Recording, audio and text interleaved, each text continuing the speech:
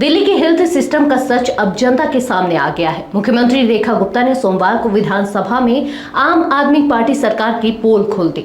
उन्होंने CAG report का हवाला देते हुए कहा, दिल्ली का पूरा स्वास्थ्य विभाग बीमार है, अस्पतालों की हालत दयनीय है।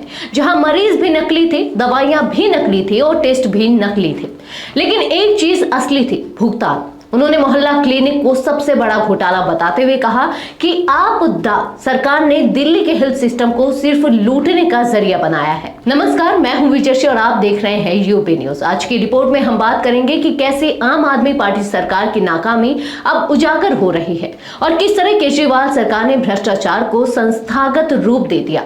विधानसभा में इस मुद्दे पर जोरदार बहस हुई, जहां सीएम रेखा गुप्ता के भाषण के दौरान आम आदमी पार्टी के विधायक जनरल सिंह ने हंगामा करने की कोशिश की। इसके बाद मार्शलों को बुलाकर उन्हें सदन से बाहर निकालना पड़ा। डॉक्टरों के मन पे गुजर रही होगी, वहां के स्टाफ पे गुजर रही होगी, जो परिवार जानों के साथ घटनाएं घट रही होंगी, आज उसको सोचिए तो दिल दहल जाता है।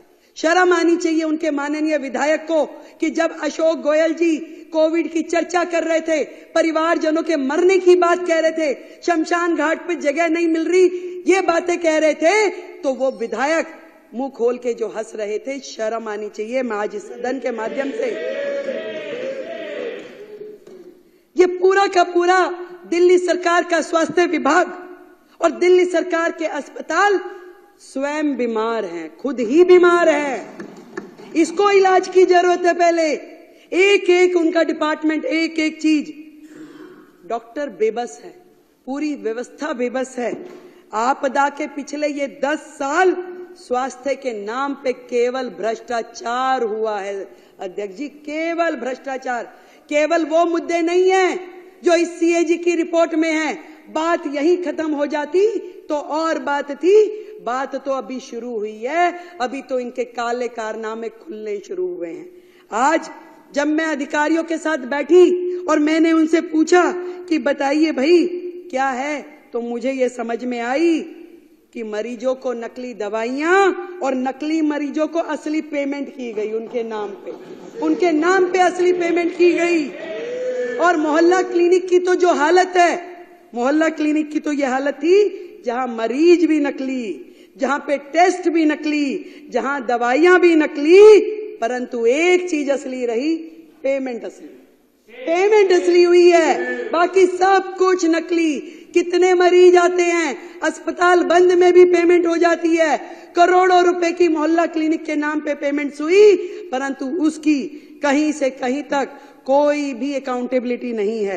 रेखा गुप्ता ने अपने भाषण में कहा कि आम आदमी पार्टी में चाहे जितनी भी कमियां हो, एक अच्छी बात यह है कि इनके नेता अपनी गलतियों को स्वीकार कर लेते हैं। आतिशी ने खुद माना कि उनकी सरकार ने गलतियां की हैं, लेकिन अब केजरीवाल ने उन्हें फंसा दिया है। उन्होंने यह भी आरोप लगाया कि केजरीवाल खुद तो गायब हो गए, लेकिन आतिशी को सारा ठीकरा फोड़ने के लिए छोड़ दिया। रेखा गुप्ता ने यहां तक कहा कि केजरीवाल अपने ही घर में महिलाओं को बुलाकर उनसे मारपीट करवाते हैं।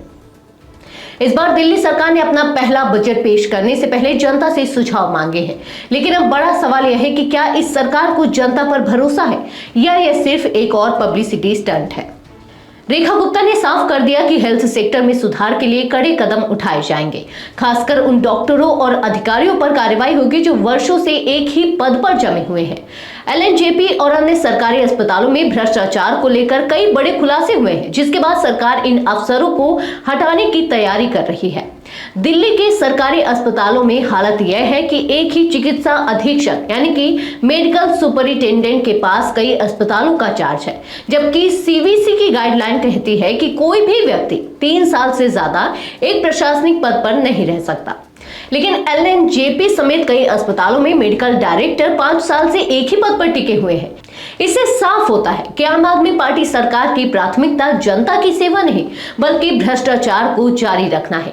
कैग रिपोर्ट में हुए खुलासों के बाद केजरीवाल सरकार बैकफुट पर आ गई है।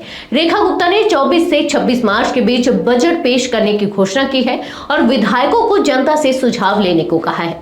लेकिन क्या यह सिर्फ जनता को दिखाने के लिए किया जा रहा है? दिल्ली में हेल्थ सेक्टर को लेकर सरकार की नाकामी अब किसी से छिपी नहीं है।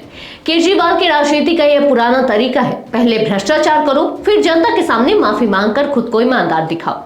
लेकिन इस बार मामला ज्यादा गंभीर है, क्योंकि हेल्थ सिस्टम से जुड़ा यह घोटाला सीधे जनता की जान से खिलवाड़ कर रहा है। अब देखना होगा कि इस मुद्दे पर आम आदमी पार्टी सरकार क्या सफाई देती है या हमेशा की तरह कोई नया बहाना बनाकर बचने की कोशिश करती है। तो यह थी हमारी आज की खास रिपोर्ट। आपको ये कैसी लगी, अपने विचार हमसे साझा करें। इस वीडियो को लाइक और शेयर करें, साथ ही चैनल को सब्सक्राइब करें।